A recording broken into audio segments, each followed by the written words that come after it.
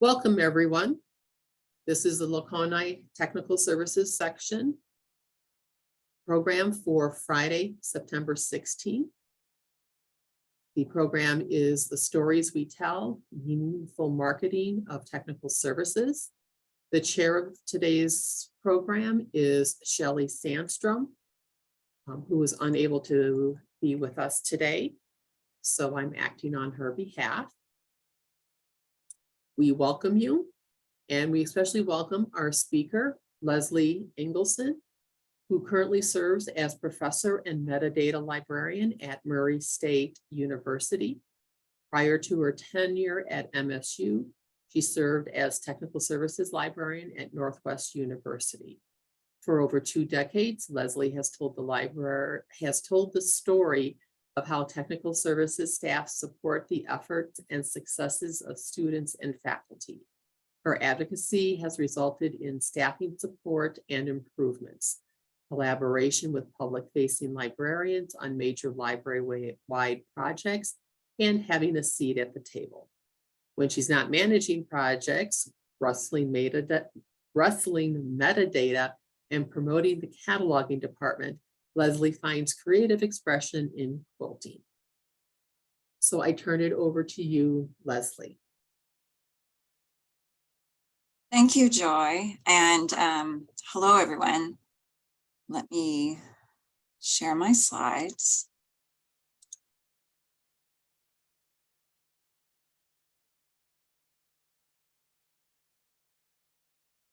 Right. And let me. Okay, I think I'm ready to go now.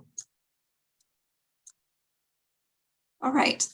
Thank you. I'm very honored to have been invited to talk with you today about marketing the technical services department.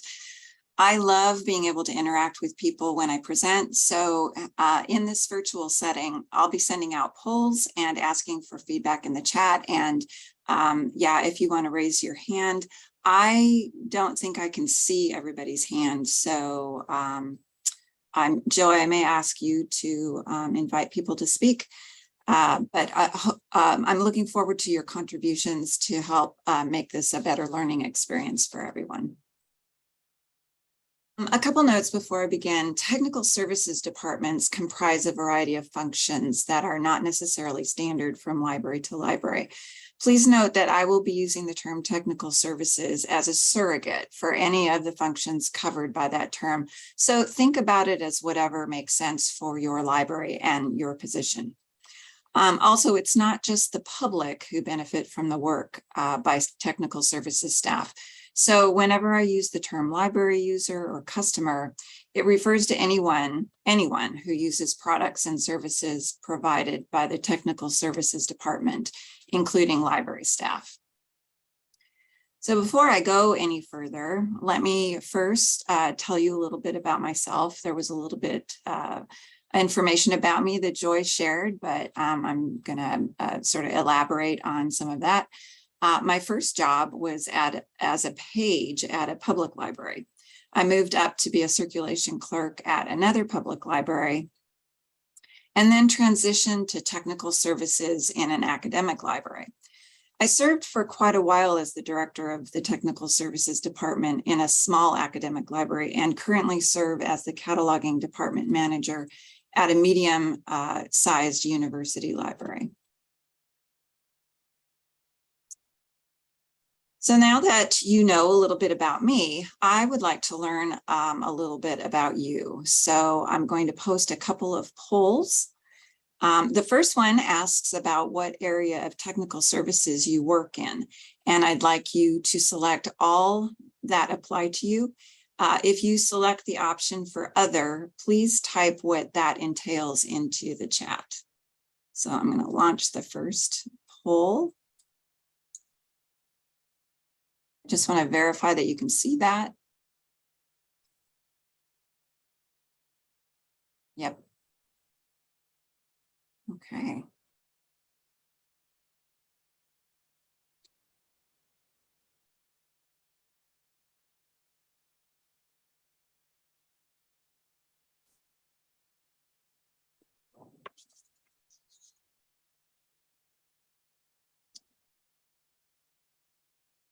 Give you a little time. It looks like it's slowed down. All right, so not surprising, cataloging is the majority, and we've got acquisitions here. Some metadata, great. Physical processing, right. Collection development, a little digitization, great, and interlibrary loan. Oh, some people cannot see the poll. Or how to address that. Looks like someone wrote in management. Let me, I can stop sharing. Let me stop sharing and see if you can see the poll. So for those of you who could not see the poll, can you see it now? Purchasing. Supplies, okay. No, okay, I don't know. I suspect that has to do with settings on your Zoom session that won't allow you to see the poll. I'm going to end that poll. So I'm sorry for those of you who can't see the poll, that's not helpful. All right, I'm going to launch a second poll.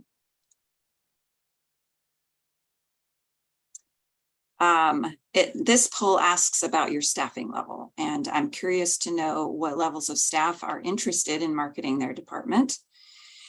And again, if you select the other option, please indicate what staffing level you're at in chat. And for those of you who can't see the poll, I will read this. This just has a couple of choices. Staff is one, department manager, like the manager of acquisitions or cataloging or ILL. Tech services department manager or library director. So if you want to enter that in chat, that would be great. Technical services coordinator. Okay. Head of cataloging. All right, that would be a department manager. And most of you are staff. Okay, we've got some department managers. Oh, sadly, no library directors. Okay. I'm going to end that poll.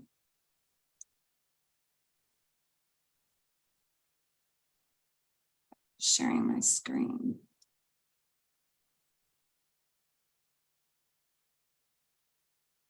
All right, so I'm not surprised at the results of the polls, mostly when I've done this session before, it's been mostly cataloging staff or acquisitions, but it's nice to see a nice mix there. So thank you.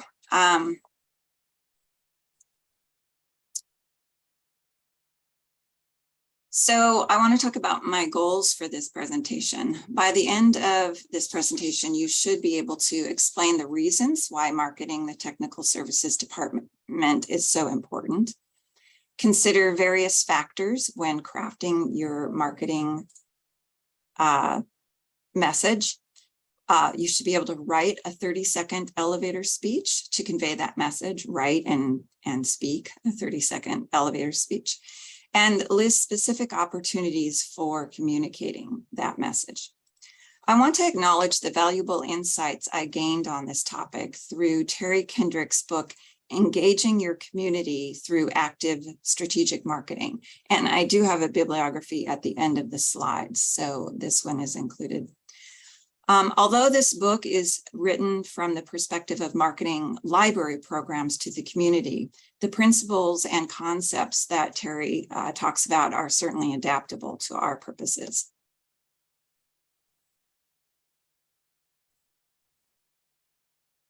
So why market tech services? There seems to be a recent uptick in interest about marketing the technical services department. I just saw another presentation being promoted on this very topic. I believe it's because the work we do is opaque. We're competing for limited dollars, and we're not very good at communicating our value and impact to stakeholders. According to Terry Kendrick, the value of libraries is being challenged in all sectors for relevance, need, and value for money. And I think it's safe to say you could swap out the word libraries for technical services, which I've done on this slide, and still have a valid statement. A more complex reason, and I believe a better perspective for why we need to market technical services, is because the more that is understood about the value and impact technical services departments have on library users, the better able all library staff are to serve our users' needs. And Gina, I see that you asked about the title of the book. I can read it to you, but it will also be in a slide at the end. It's Engaging Your Community Through Active Strategic Marketing.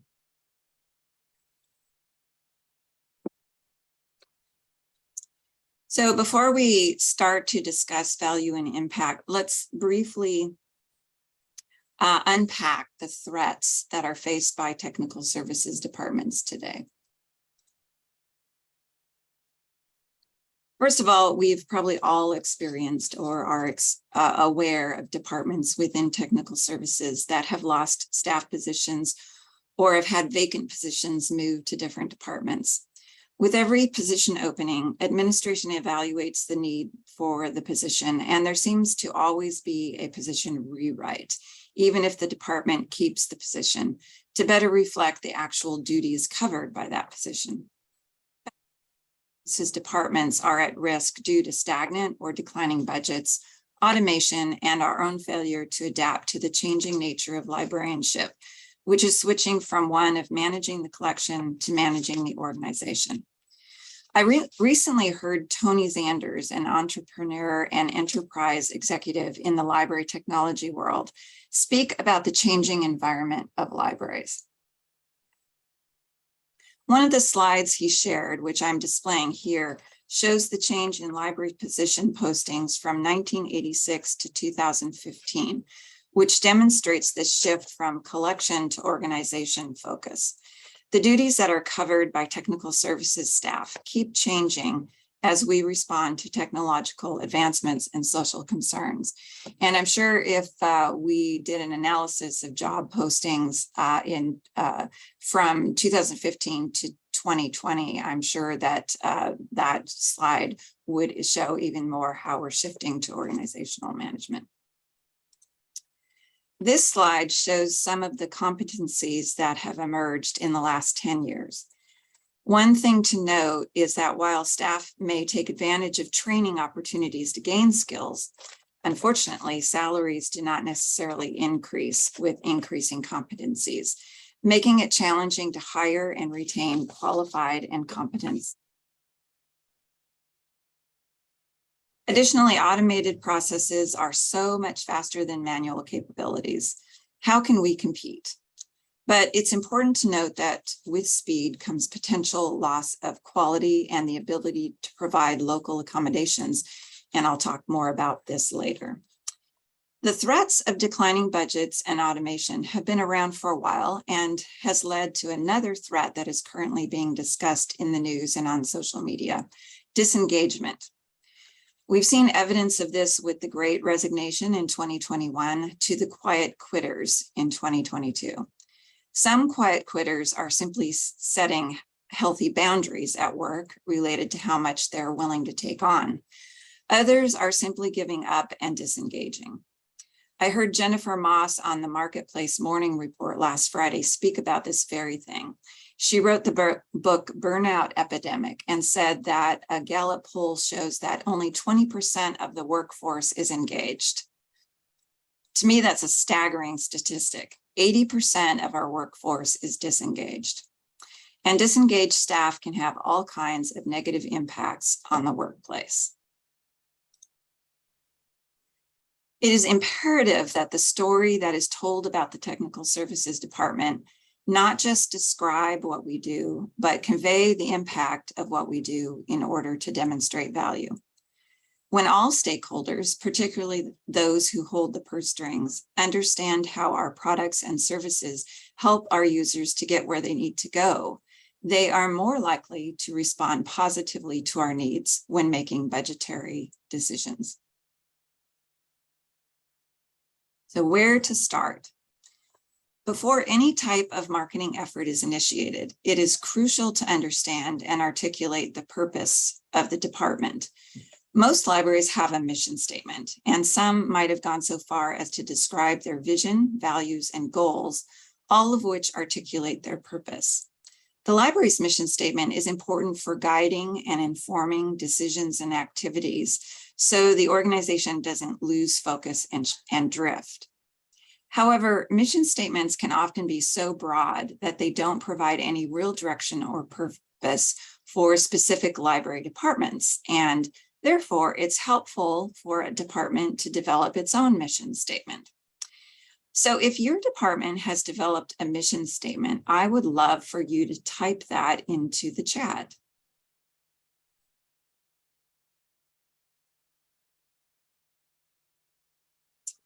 And while you're doing that, I will share my institution's, libraries, and departments' mission statements. I developed my department's mission statement 11 years ago and recently updated it. It echoes the idea in the university library's mission statement that is captured by the phrase "empower learners," which reflects the university's emphasis on learning. That focus makes sense since we are an academic institution whose purpose is teaching and learning. A public library's mission statement and focus will be quite different. So I'm going to take a minute and read what you've provided in chat.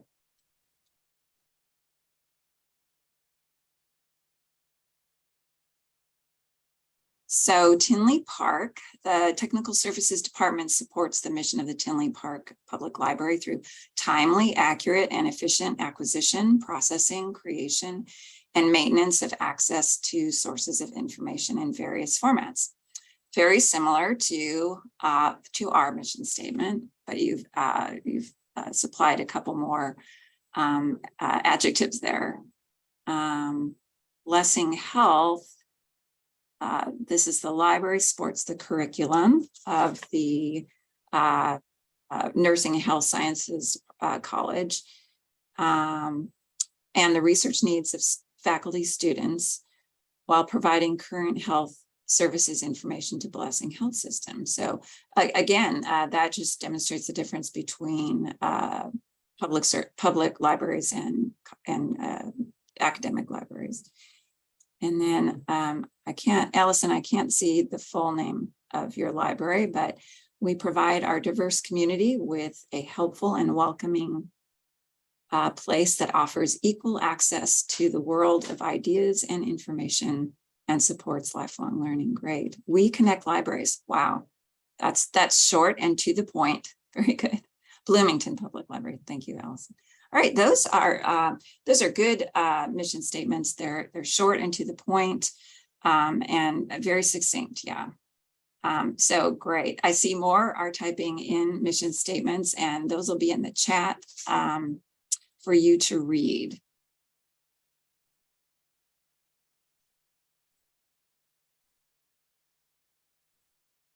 Okay. So I took the time to look at several of your member libraries' mission statements and captured a couple to use as examples. Champaign Public Library's mission statement is aspirational and abstract. That's very similar to many mission statements. We inspire, inform, and connect our library. Harper College Library's mission statement is specific and a little more concrete. I'm not going to read the entire statement, but it talks about providing resources and services to enhance teaching and learning and mentions the collection and programs as well. So a very enlightening exercise is to pass your institution's mission and vision statements and even strategic planning documentation through a word cloud tool. I've done that for both Champaign Public Library and Harper College Library and found the results to be interesting. So CPL's guiding statements are clearly focused on community. Additionally, words such as technology, expand, and explore say something about the priorities of this library. Trust. The word cloud for Harper College Library demonstrates a focus on providing resources and access in a college setting. Differences in these word clouds demonstrates how important it is to understand your institution's strategic planning documents, what they say, and what elements they emphasize. This type of data analysis can do two things. Number one, it provides focus and talking points for conversations with stakeholders, both inside and outside the library context, and I'm going to develop that thought a little further. And number two, it helps us determine which tasks or activities we should focus our energy on and which we can eliminate. And I'll circle back to that second point later in the presentation. For now, I'd like to consider the communication impact of this data analysis. Once we have a clear understanding of the goals of the strategic plan, we can confidently communicate with stakeholders, both inside and outside the library, how our department helps further the mission of the institution. We can do it best by using the language and terminology of the strategic planning documents that was discovered by creating the word cloud. This helps us avoid using jargon or tribal speak, which is alienating, and ensures a common understanding of what we're trying to communicate. It also positions us and the department as partners with our stakeholders, working together toward the same goal.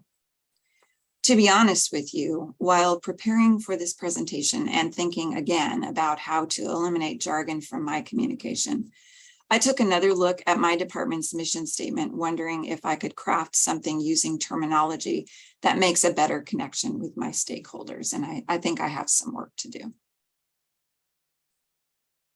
Next, let's talk about stakeholders. Who are they and why are they important?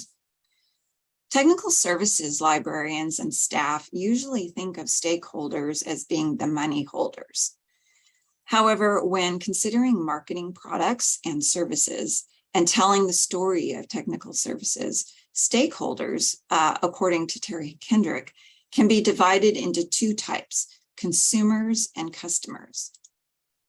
Now, customers in this context is a little bit different than we might typically think of what they are.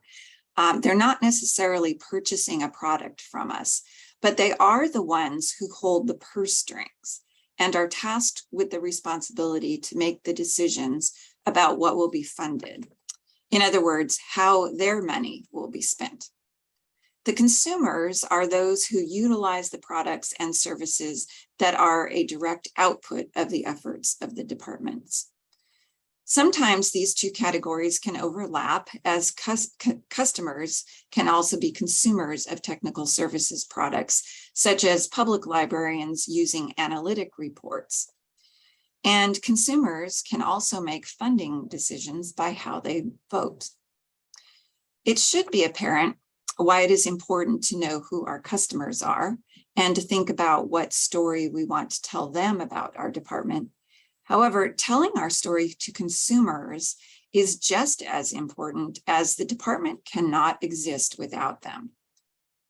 By providing the products and services to consumers that they need and want and are aligned with what they value, they come to recognize the department's impact and are likely to back that recognition with their support. I listed a few types of consumers of technical services departments, products, and services on the slide. As you can see, there are both external and internal consumers of the technical services departments. Using chat, type in other consumers of technical services, products, and services that you can think of. It's important to consider not just the various patrons who use the library, but the internal consumers as well. Teachers, good. Yeah, teachers are also, in addition to students, teachers are also consumers of our products and services. You think of any other consumers? Tutors, researchers, that's right. Business owners, very good, yeah. They utilize our resources, absolutely. Connecting with teachers and students, schools are also our consumers. Children, the homeless. I'm sure many of the public library users, or many of our public libraries serve the homeless. Local authors, very good, very good. Daycares, yep. Yeah, I think if we just take a moment, we can think about those consumers.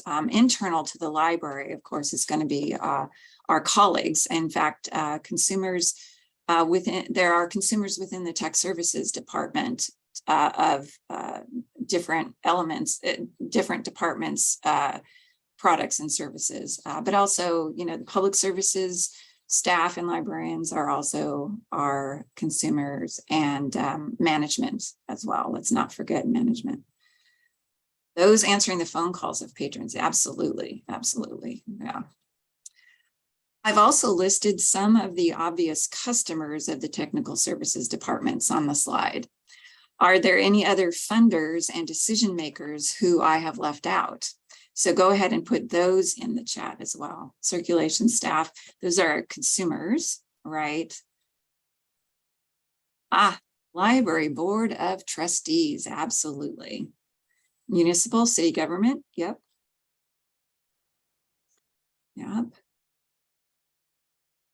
Someone mentioned business owners. I think business owners can also be considered customers.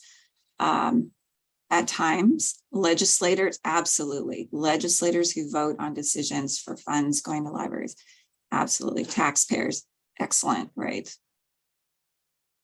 Absolutely. Donors as well.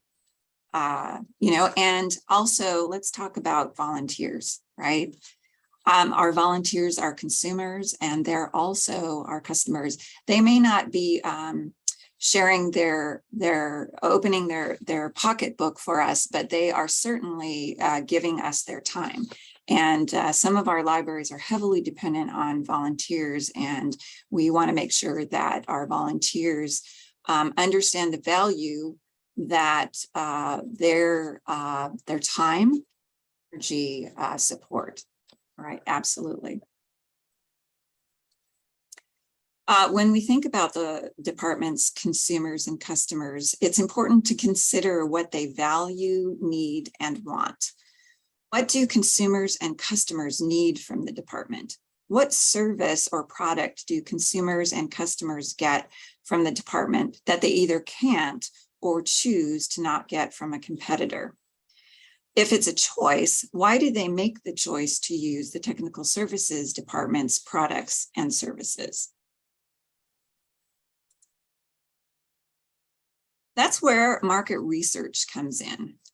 In addition to reading up on the literature, take a look at the data that's already being collected to tell about how stakeholders use the technical services department's products and services, as well as what products and services the department could be providing that is not currently offered.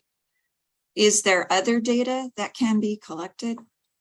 Solicit feedback from stakeholders through formal means such as focus groups or surveys, or initiating a conversation about what they value or what their priorities are.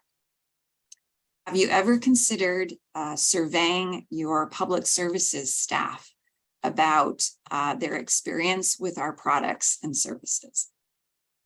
Having a suggestion box available at all times is also a good idea. Sometimes it's helpful just to observe people. One of the ways I do this is by attending stakeholder meetings, both formal and informal, to listen in on what they're talking about. Every now and then I will hear about a need that my department can meet that I might not have heard about otherwise, and that the consumer might not have thought was something technical services could provide. Mystery shoppers are good observers of behavior and are sometimes used to assess the quality of public services. Well, how about using this technique to assess customer service responses from technical services department? Process mapping can serve to assess the efficiency of the department's workflows. This is especially helpful to do both before and after migrating to a new system or implementing a new tool. It's equally helpful when you have been using a system or tool for a while, but haven't altered workflows, even though the system may have incorporated new features. Involving all staff in a department to work through a process map will bring to light processes that may have slipped through the gaps or that can be eliminated, and may be a good reminder of why things are done certain ways or certain elements are included in the process. I mentioned competition earlier. If you've been in technical services any length of time, you know that our departments compete with vendors and other library departments for whatever funding is available. Once we establish the values, needs, and wants of both categories of stakeholders and know who the competitors are, we can address that competition in an intentional way. First of all, acknowledge that some of the competitors can provide services and products that we just simply can't. Therefore, we have an opportunity to take advantage of what they can offer, using them as a way of freeing us up to do what they can't do. For instance, there's no way the cataloging staff in my department can provide bibliographic records for all of the physical and electronic resources we have access to. So for some resources, our cataloging department uses vendor-supplied bibliographic records. As you know, vendor-supplied bibliographic records are not always the best quality. And as Barbara Anderson, an ALMA user, stated on the ALMA listserv, with the advent of linked data in our ALMA Primo environments, the use of complete metadata with controlled name and subject headings becomes even more imperative. This is true whatever system your library uses. So we add value by sending our records to another vendor for authority and RDA processing, and then focus our staff efforts on adding tables of contents, summary notes, and authority processing that can't be automated to improve the quality of those records. Second, consider what the competitors are successful at and whether there are any unmet needs that the department can service. For instance, book jobbers often have curated lists of books related to topics or ideas from which librarians can select to add resources to the library. However, that shouldn't stop acquisitions or collection development staff from curating a list of potential resources for our librarians to select from that address a local topic of interest or a current event. And as I previously mentioned, while it's true that vendors can do things quicker and cheaper, this is often at the loss of quality, flexibility, and local accommodations. For example, shelf-ready vendors can quickly catalog and process materials, but they cannot be as responsive to the needs and wants of the consumer as departmental staff can be. They cannot shorten call numbers to a specific length or determine if materials should be cataloged as a collection or individually, or other types of local accommodations without extremely detailed technical specifications, which even then fall short. Keeping in mind that value is determined by our consumers and customers, one way the department can deal with competitors is by adding value that they cannot provide. To determine whether it's best to use a competitor or provide products and services in-house, it might be helpful to use a competitive benchmarking chart. Using this chart, you can compare what the vendor can provide against what the department can provide with the values that the stakeholder has identified as important. So as you can see in this chart, there are a list of value elements in the middle. And those value elements will correlate with what you discover from your market research that stakeholders value based on the analysis of the strategic planning documents and findings through market research. Each of these elements can be ranked by importance on the left. So you can see that the elements for this hypothetical example, it's a collection analysis that is the task. The elements that are valued are cost, accuracy, speed, convenience, and thoroughness. And on the left, they have been ranked in importance from low to high. So cost and accuracy and thoroughness are of a collection analysis vendor or task that can be done internally are the high, excuse me, the high values, and convenience is rated as the lowest value. Over on the left side of the chart, the department's and vendors' performance can be ranked to match those values. So we can see that the library is the box with the X in it, the vendor is the check mark. So we can see that the vendor, in terms of cost, for instance, the value is minimizing cost. It's ranked poor on that because utilizing a vendor to provide collection and analysis can be sometimes quite expensive. And it's rated good for the library because we have staff available that can already work on that. And our values of convenience is good for both the vendor and the library. So you can use this chart to make a determination as to whether you're going to utilize partner with the vendor to take care of this particular task and allow staff to focus on other things that they can provide value with, or if you're going to have the library staff work on this particular task. This brings us to the second result of analysis of the strategic documents, which is determining which activities we should be spending our limited resources on and which can be eliminated. Focus limited resources, personnel, time, and money on the activities that will have the most value and impact as related to the mission and vision of the institution. A useful tool for this is the impact effort matrix. By plotting the activities of the department on this chart, keeping the mission of the department and library in mind, it's easy to see which tasks provide the most bang for the buck, so to speak, and which can be let go of with little remorse.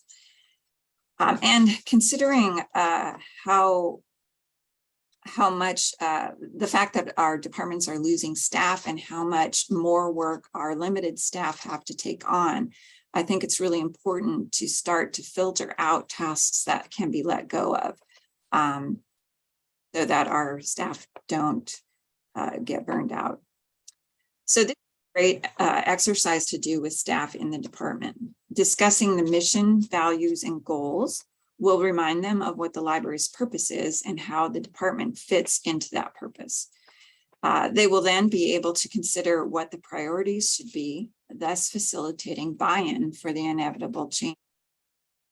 It's important to understand that all the fill-ins or thankless tasks don't necessarily have to be eliminated, but if it's decided to keep doing them, especially thankless tasks, then give those tasks lower priority or to volunteers or student workers to work on. They might be tasks that are something staff can do if they need a mental break or need to fill in time before starting another major project.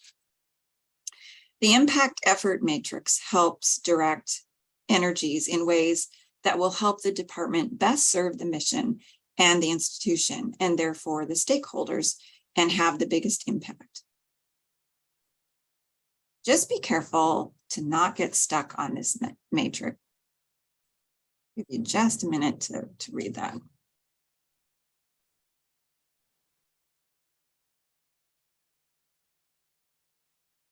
I don't know about you, but sometimes this is where I get stuck.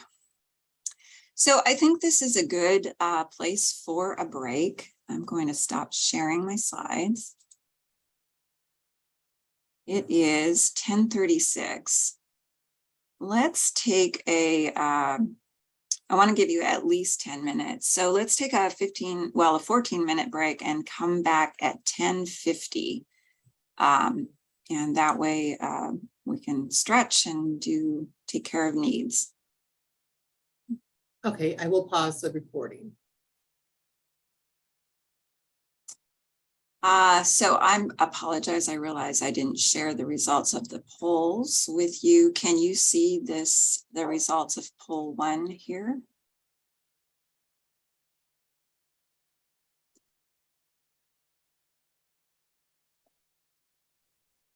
Oops, share the results. All right, can you see the results of the first poll now? Yes, okay. I apologize for that. So yeah, this is interesting I think for you to know the mix of people in this session. And then I'm going to share poll 2 with you as well. So most are staff, and we've got some managers and some directors. So I apologize for that. I'm going to go back to sharing my screen.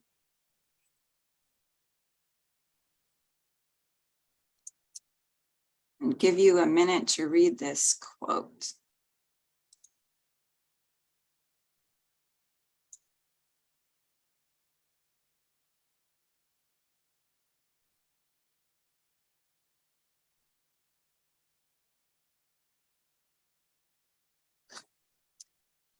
So this is a sobering but not surprising quote.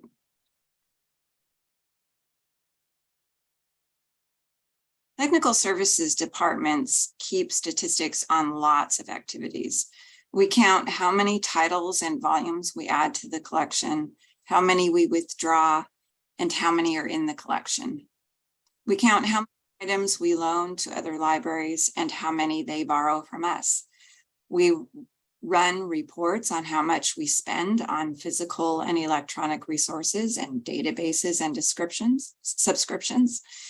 And there's nothing wrong with keeping those types of statistics. In fact, some institutions are required by accrediting bodies or other organizations to provide this quantitative data.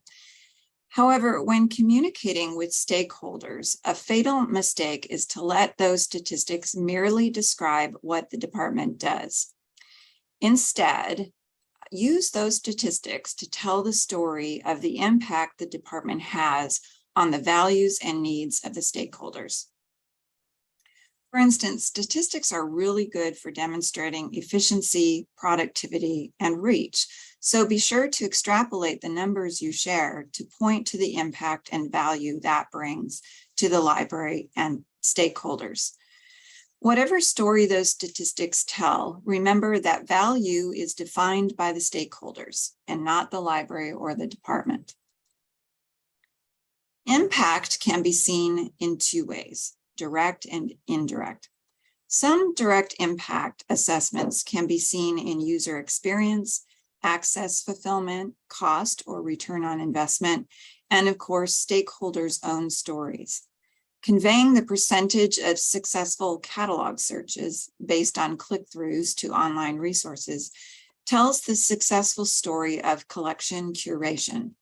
Likewise, calculating how much each customer saved in a given year by using the library instead of purchasing each resource accessed not only tells the story of the value of the technical services departments, but also provides a story for internal stakeholders, such as administration, to tell the story of the library to their stakeholders.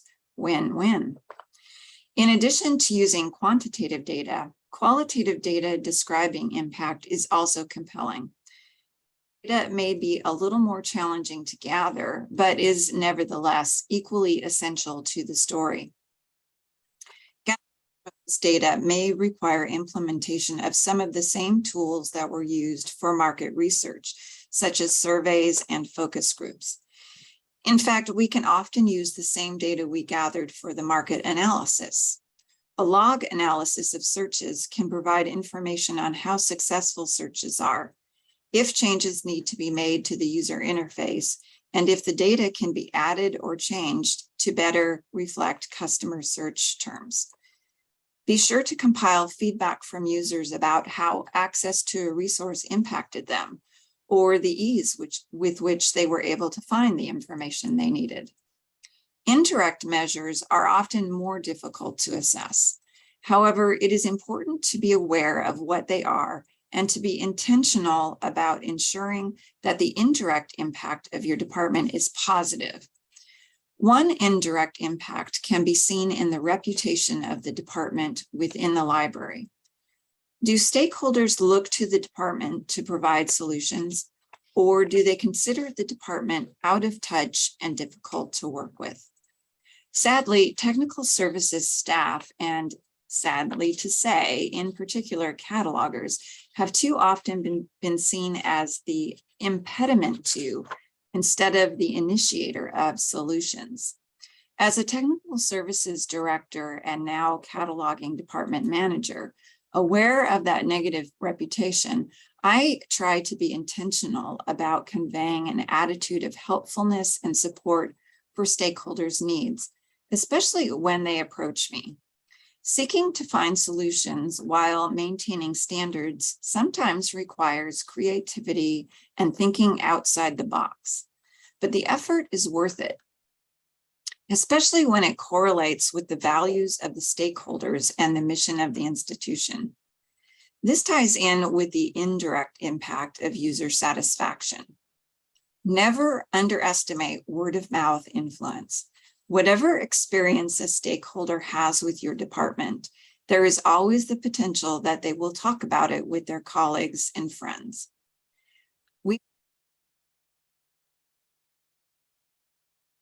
Conversation about customer service is a whole nother presentation, and I'm not going to go into that today. However, suffice it to say that influencers are powerful. We have seen that in social media with some very public fallout from Yelp reviews and book challenges. We want to make sure that indirect impact through influencers is positive and is supportive of the technical services departments. I cannot say enough about the impact of high quality metadata.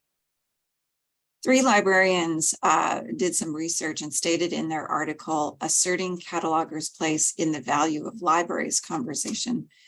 They stated that looking at how record quality is linked to increased discovery of library information would provide greater insight into the value of cataloging. Catalog metadata is increasingly used by technologies outside the catalog. Utilizing features of our discovery service and the metadata in the bibliographic record, I have created and curated various electronic collections of physical and electronic resources to support a variety of needs of our stakeholders. I initiated these collections because of a need expressed by a public services librarian in one of their department meetings that I sit in on. I heard the need, figured out a way to utilize technological capabilities to meet that need, and then presented public services librarians with the result. It was so successful that the collections have been expanded to meet other stakeholders' needs. Being able to use cataloging data to meet a need for which it was not primarily intended is an indirect impact of the work that takes place in my department every day, and is a story that I can tell when advocating for additional staff, better quality vendor records, or the need for authority processing. Finally, stakeholders' stories are another way of demonstrating indirect impact. When a customer excitedly tells a reference librarian that they got a job after using a book they found in the library on how to write a resume, I know that happened in part because of the efforts of my department in partnership with other stakeholders and competitors. Not only is that incredibly satisfying, it also makes for a great story to tell my supervisor and administrators when conveying the value of my department. There are 3 types of impacts that may be observed or even measured: intellectual, activity, and organizational. Intellectual impact is shown by changes in how people think or knowledge gained, either personally, such as a patron learning about how to train their dog, or about your departments. For example, a patron learning how to request the library purchase a book. Activity impacts are demonstrated by changes in what people do, like an increase in purchase requests from patrons. Finally, organizational changes are related to how things work.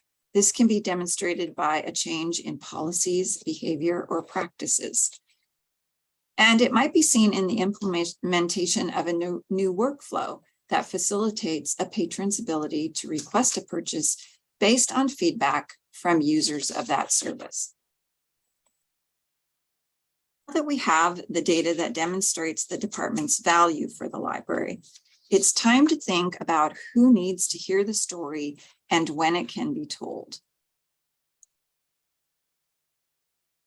Linda Parton, Senior Director of Marketing and Digital Strategy at UW-Medicine, is credited with saying, at its very core, marketing is storytelling. The best advertising campaigns take us on an emotional journey, appealing to our wants, needs, and desires, while at the same time telling us about a product or service. This is what telling the story of the Technical Services Department is. Through analyzing the mission statement, values, goals, and other strategic documents and results from market analysis, we already know the values, needs, and wants of our stakeholders. We've assessed our department's activities to determine their impacts. The next step is to figure out what story we want to tell. Early in my career as an inexperienced and naive manager, the story I told about the Technical Services Department was about how busy we were. I shared statistics of all we had accomplished, crunched numbers to show what we could do if we had more staff, and talked more about the impact of decisions we could not control on our department than the impact of our department on the mission of the institution. But that was the same story that every department across the library and across the institution was telling, and I was just another voice in the noise. Using those same statistics and numbers, today I try to tell a story of the positive impact my department has on the mission of the library and the institution. I talk not only about what we have accomplished, but how that meets the needs of our students and faculty. When a colleague or supervisor mentions a problem they're having or a change they would like to see made, I try to think creatively about how my department can help resolve the problem or meet the need expressed by the request for the change.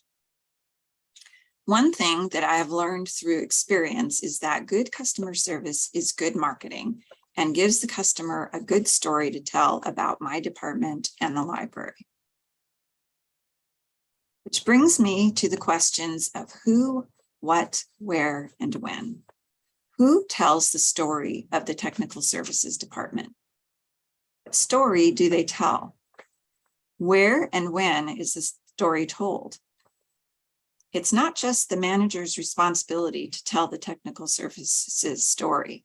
Staff in the department are also responsible, and so I'm so glad to see that there's so many staff here today.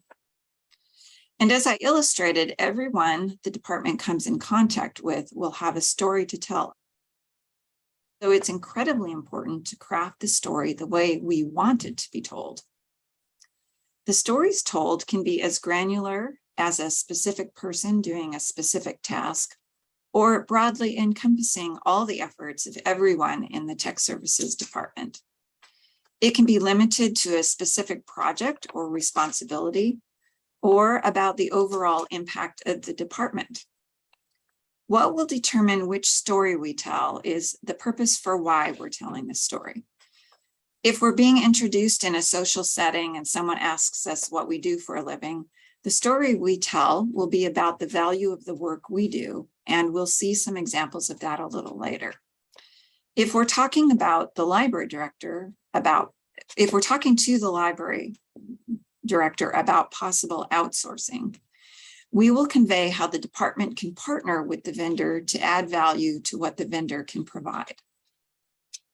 And don't forget the annual performance review. There couldn't be a better opportunity to convey the value of the work we do. But let's not forget, managers and supervisors, how important it is for you to communicate to your staff their impact. They want to know that you are aware of the value of what they do. It is vital in this day of quiet quitting that managers tell the story of the staff and technical services to them as well as to other stakeholders about the impact they have and the value they bring to the library's customers and consumers. The story can be shared everywhere, from interdepartmental meetings to conversations in the hall, to formal meetings with administrators, even on social media. The technical services story can be told in any mode or media. Make a seat for yourself at the table in every meeting and conversation that makes sense to be part of. Not only do I try to get an invitation to every meeting that I think may be a place to observe, as well as to contribute, I also am intentional about sitting next to public services staff at social gatherings instead of staying with my colleagues in technical services. As we build authentic relationships with stakeholders, they are more apt to hear our voices and our stories.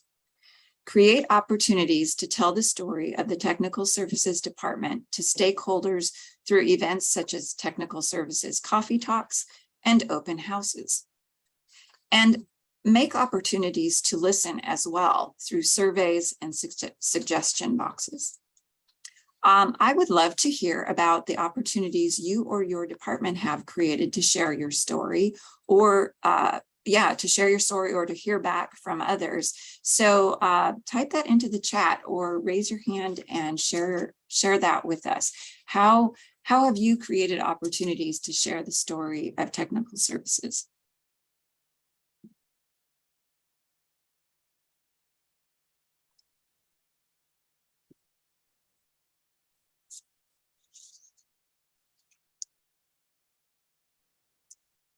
Okay, I don't see anything in chat.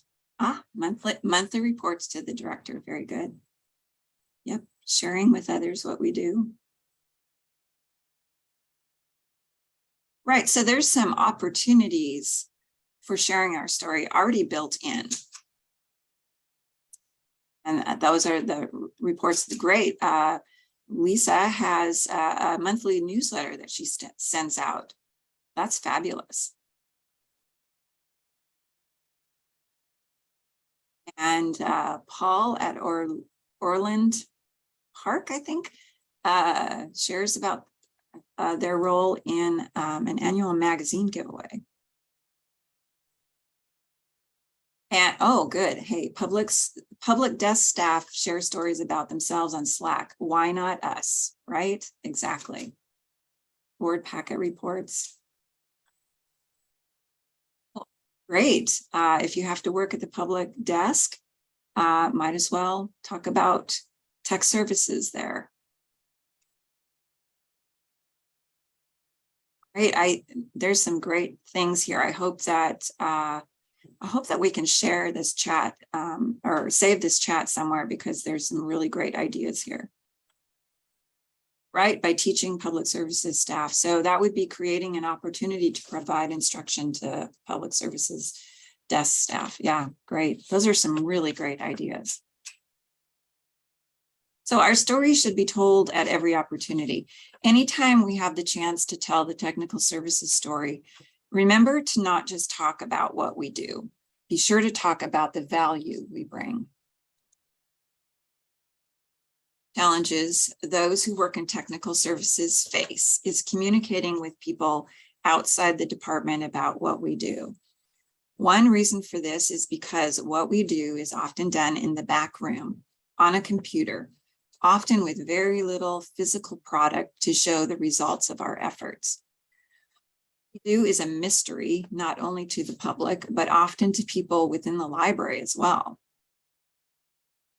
Fortunately, we add to the opacity of our efforts when we use jargon to talk about it.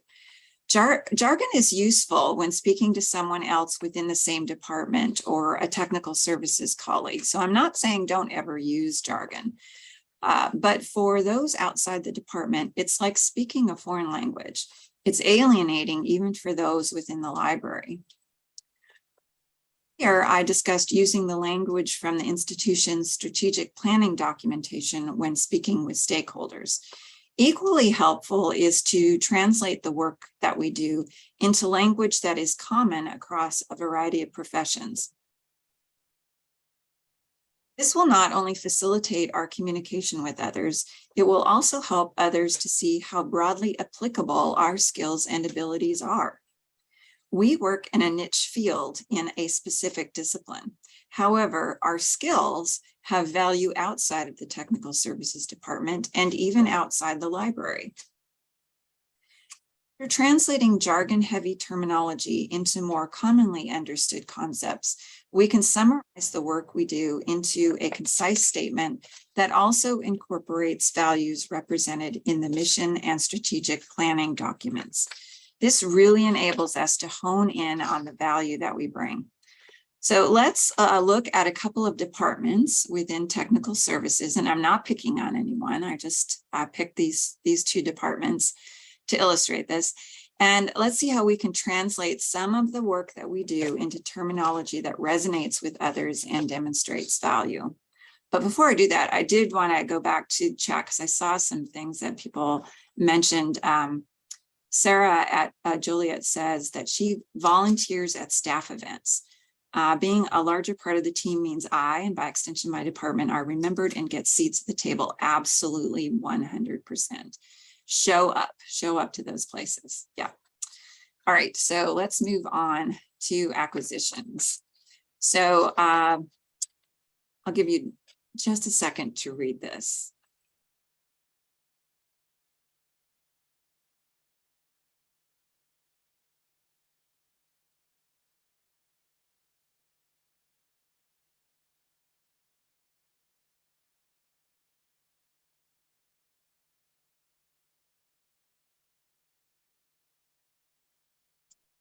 So this paragraph is an example of how a staff person in the acquisitions department might explain what they do, and they're not wrong. And I've bolded some of the terms that can come across as jargony. Additionally, the tone of the paragraph is a little ostentatious. Instead of building bridges and understanding, it really puts up a wall and is alienating. Some more relatable way of communicating the value of what a person in the acquisitions department does is to say that we find the best access to information needed by our library users at the best price.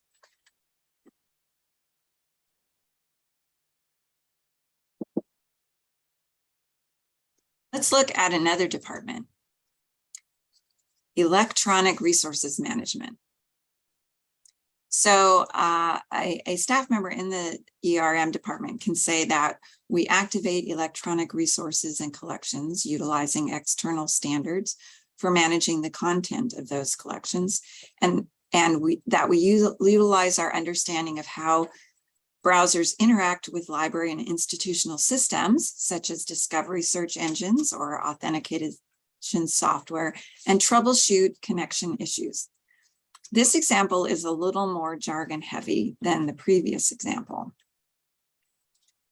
A more approachable way for electronic resources managers to communicate their value is to say that we maintain technologies that help our library users access the information they need. This not only clearly communicates what they do, but it builds a bridge to that stakeholder. Remember, telling the technical services department stories is not about listing all the things we do, but about communicating our value and purpose to the institution and the stakeholder. I came across a meme the other day that illustrates this idea rather cleverly. The first example is from someone who is a copy editor. And while they could just say that they are a copy editor, many of us might wonder what exactly that person does, what value they bring. But if they were to say that they are here to right what has gone wrong, suddenly we have a whole new respect for the importance of the work this person does. They have quickly communicated the value of what they do.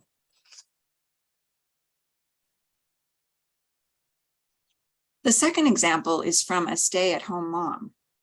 While we may have some preconceived notions of what stay-at-home moms do, this mom found a very creative and compelling way to convey the value of the hard work that she does. Being a co-founder and CFO of a small startup immediately removes any suggestion of her sitting around scrolling through Facebook all day and mooching off of someone else. In fact, the value of what she does by expanding human knowledge and building a just society is unquestionable. Inspired by this meme, I came up with my own example that I think communicates how the work I do benefits stakeholders. Most people have no idea what I do when I say I'm a cataloger or a metadata librarian. If I tried to explain what I do, their eyes start to glaze over and they get a bored look on their face. Believe me, I've seen that many times. Often people think I read all day. I won't tell you a text my sister asked me about why a children's school librarian needed to have was requesting some leave. Anyway, I diverge. But often people think I read all day. But if I say, I know where the treasure is buried and I made a map so you can find it, well, that statement better conveys the value of what I do and how powerful that work can be, and also how it benefits them. It's also a little bit mysterious and can be quite magical at times. Now it's your turn. Take a moment to think about the work you do in terms of how it supports the mission of your institution. Type in the chat a sentence or two that communicates the value your job brings to the institution without using library jargon. This is going to be really hard. Set aside the library jargon. You can summarize the entirety of your job, or you can focus on a portion of it. If you are a supervisor or manager, I would love for you to summarize what your technical services staff do in a way that communicates their value to the library stakeholders. And when you've done that, please type it into the chat. All right, we make items findable. Great, perfect, to the point. I make Christmas Day happen every day for those who visit our library. I play with stickers. So Gail, how does playing with stickers communicate value and impact to your stakeholders? Expand on that a little bit for me, please. We make all items available and easy to find in the library. Yeah, it is possible to talk about what we do without using jargon. I am the key elf that makes sure that other elves make the books and other items magically appear. That's great. That's great. If I've done my job well, you can easily find materials. If not, no one ever will. Ooh, that is true. Yeah.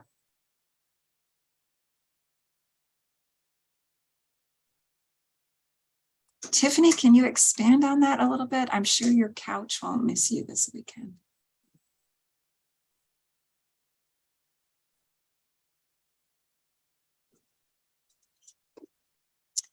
So yeah, these 30-second elevator speeches are really important to have. So I would encourage you, if you don't already have one, work on something that you can just remember, is easy to remember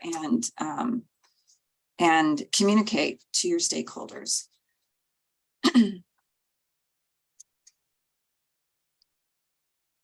After developing this 30-second elevator speech about the value and impact of what you do, you can expand that to a 30-second elevator speech about the value and impact of your department. Be prepared to talk about specific projects, or more broadly, excuse me, about the overall services and products of the department.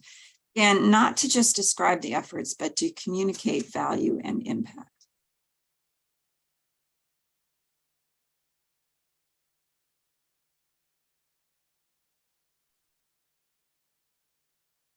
As this presentation draws to a close, I'd like to illustrate what I have tried to communicate in this presentation by telling you a story about the Technical Services Department at my library. It starts with the mission, vision, and strategic plan of the university. As you can see in this word cloud of our strategic plan, students are central to all we do. One of the concerns that students have, which is a significant financial burden, is the cost of textbooks. Sometimes those textbook costs are a factor in whether or not a student remains at Murray State. In the fall of 2019, the Director of Technical Services, with the intention of reducing costs for students, partnered with the bookstore to purchase electronic copies of textbooks so that if students could not afford or did not want to purchase their own textbook, they could have access to the textbook electronically. The various departments in tech services already had workflows and procedures in place for these electronic textbooks so that when we were shut down by the pandemic, we were able to continue making textbooks available for students through the summer and fall of 2020 seamlessly and conveniently. So far, we have over 350 textbooks available and have organized them into electronic collections so that even if they don't know if their textbook is available, they can scan a list quickly from the library's website and see it or easily search for it within the collection and then immediately access it. Staff in the Technical Services Department work together to make it easy and convenient for students to access some of their textbooks for free, lessening their financial burden and helping them succeed and graduate. So in one sentence, I was able to quickly and easily communicate not only the work that the departments in the Tech Services Department did, but also the value that their work provided to our students and to the university.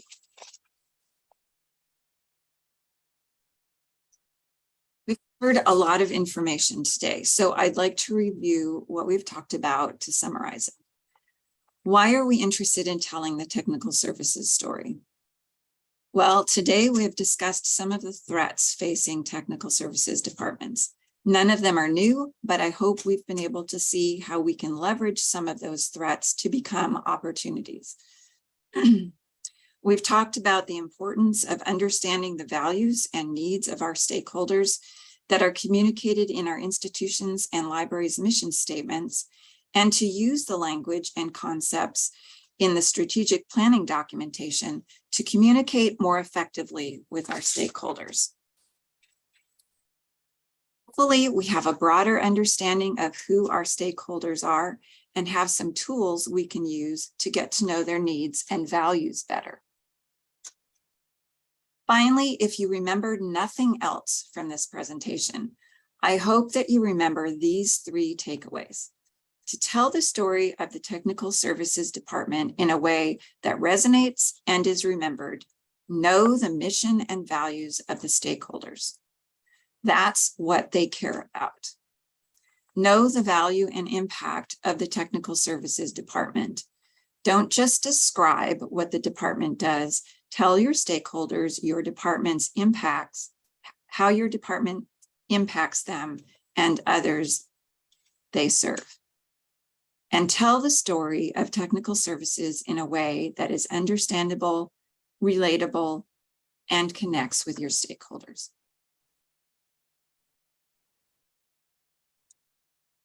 So I've included a list of resources that I use to inform this presentation.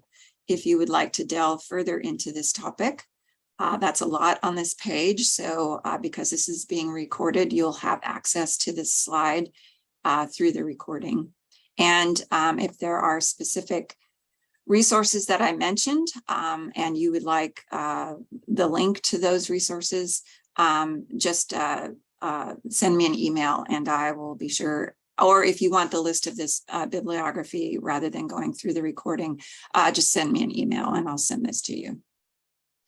So now, what questions do you have?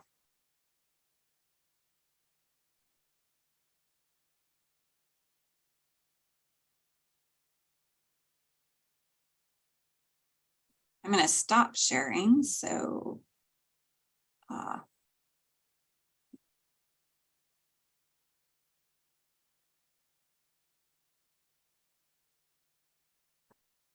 Leslie, this is Joy. Would you be willing to forward that presentation to us so that we can send it out to those who attended? yes, I can do that. Mhm. Thank you.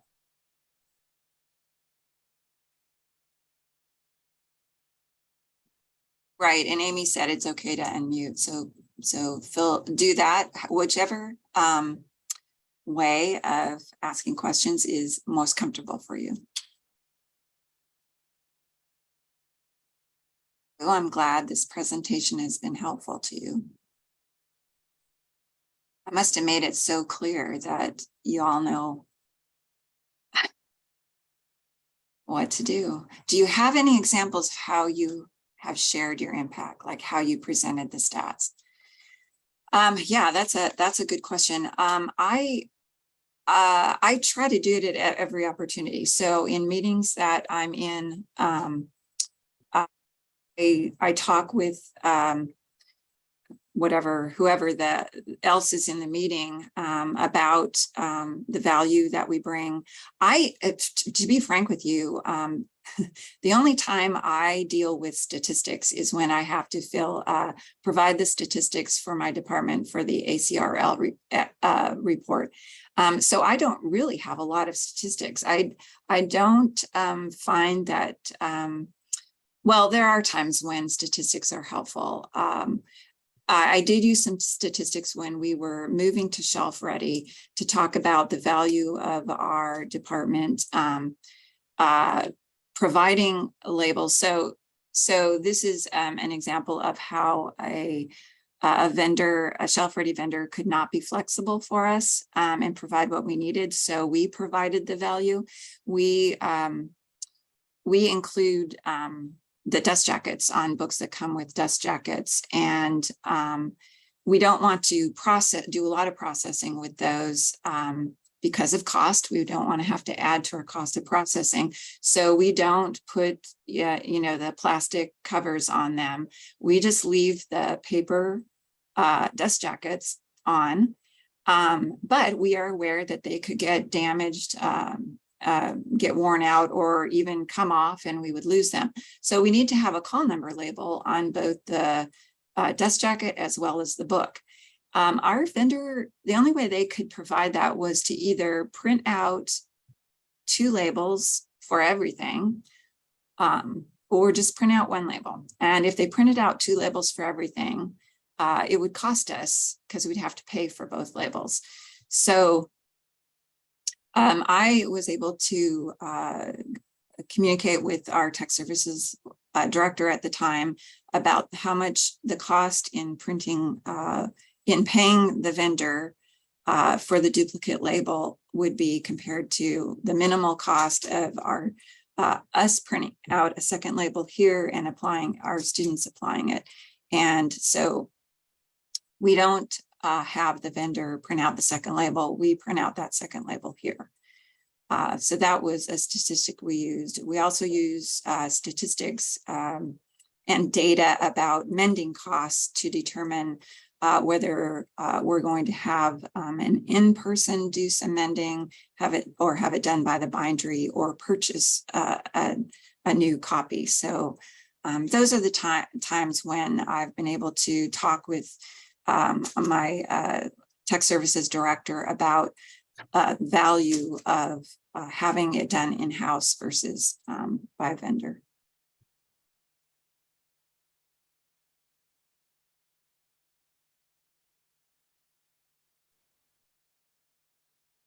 A lot of people who work in tech services enjoy being behind the scenes and are reticent to share their stories' work impact. I agree with you, Cindy. We are some of our own worst enemies. What are ways to encourage and inspire staff of all levels to gain confidence in telling these things to others and embrace ideas like an open house? So I think the way to start is to, but first of all, familiarize yourself with your mission statement, your strategic planning document, your values, so that you have, and do a word cloud thing. That was really helpful to me so that I could have words to use. I could have the words that were meaningful to the people that I'm talking to use. And then develop a 30-second elevator speech. Then you have something to say, right? And when you're going to meetings or you're going to social events, have it in mind. Go prepared with, okay, what does my department do that provides value? And sometimes it's hard to switch our brains to think about value and impact. Because we haven't been thinking about that, right? We've been thinking about, this is all the work that I do. So it's sometimes a difficult challenge to switch over to thinking about value and impact. So it might behoove your departments to just get together and have a conversation, a brainstorming meeting about, how do we provide value? What do we do? What kind of impact do we have? So have it in mind beforehand when you're going to be out and about with people outside your department, so that you can recall those things quickly about your impact. And you don't necessarily need to have the statistics available to prove it. But as I shared with the story about the textbooks, the electronic textbooks that we provide, I could tell what we did, but I took it just a step further to convey the value by saying, we have saved students money. That means that some of those students might stay at Murray State. That relates to retention, which is a huge word for administration here. And that means that if they stay, they actually might graduate. So I was able to connect the piece of us cataloging, purchasing and cataloging and providing access to electronic textbooks, connect that to the so what, the value. And that way, when I go out and I talk to people about what we do, I can say that I help students, save money and stay at college and graduate because I can provide them the resources they need. So yeah, it's, I think part for some of us, tech services was the natural place that we work because we're not in the public. We prefer not being in the public, but that doesn't mean that we don't interact with people within the library. We don't interact with circulation staff or public services staff. So those are all really good opportunities to connect with them. And if you're sitting on a committee, planning some sort of event or talking about some sort of service that you might want to start providing, connect it with value. Talk about what your department can do in terms of value that you may be providing to circulation staff, for instance, or you may be providing to people out at the, answering patrons' phone calls.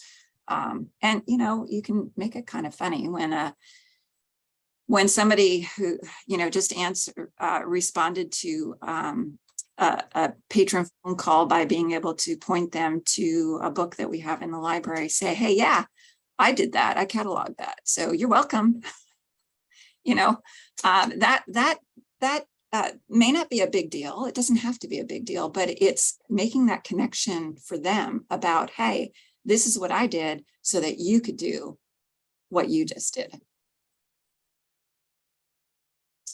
Any other questions?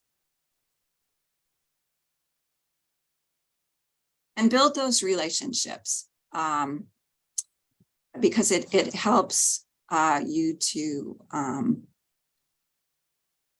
for people, when people have a relationship with you, they're willing to listen to you a little bit more.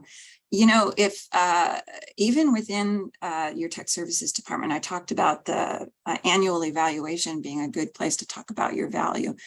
If you value your job,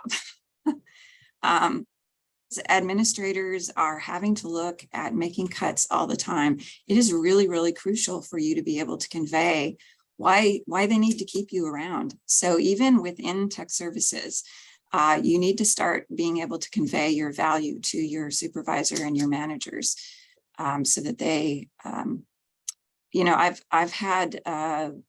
lost staff because of the needs amongst the library about staffing and the limited budget we have for staffing. So I don't think that's going to end anytime soon. So we have to be able to talk about the value of our staff and the value of our own jobs if we want to keep them and retain staff. All right. We ended early. I hadn't intended to end this early, but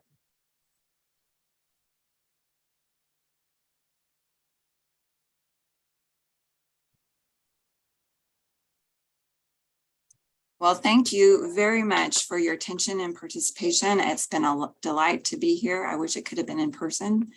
But if you should have any questions later, please feel free to email me. I will go ahead and type my email into the chat. The slide's not still up. There's my email if you want to grab it. And I'm going to end the recording.